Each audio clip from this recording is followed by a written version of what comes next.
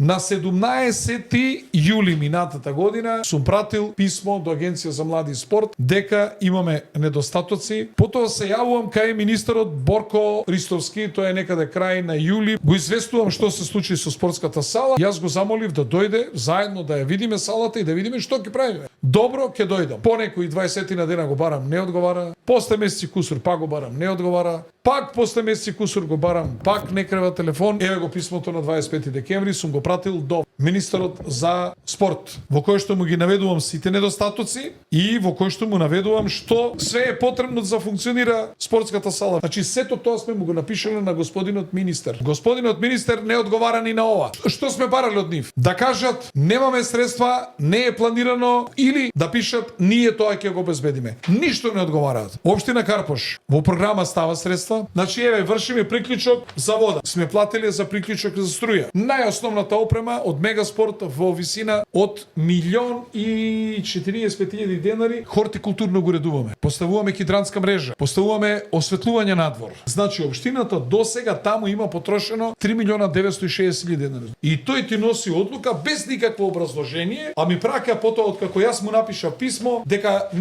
не сме воделе грижа, тие ќе земеле салата и сега одма ќе ги отстранеле недостатоците. Абе кој те бранеше тие недостатоци до сега да ги отклониш? Зошто не ги отклони? Или зошто не ми кажа дека јас треба да си ги отклонам? Вака треба да комуницираат две институции и јас добив дојава пред едно месец дена дека се фалел, ќе му ја земам спортската сала па до последно да ми е. Општина Карпош нема да се сложи со ова каубојско земање. Не може ова да се земе без било какво образложение.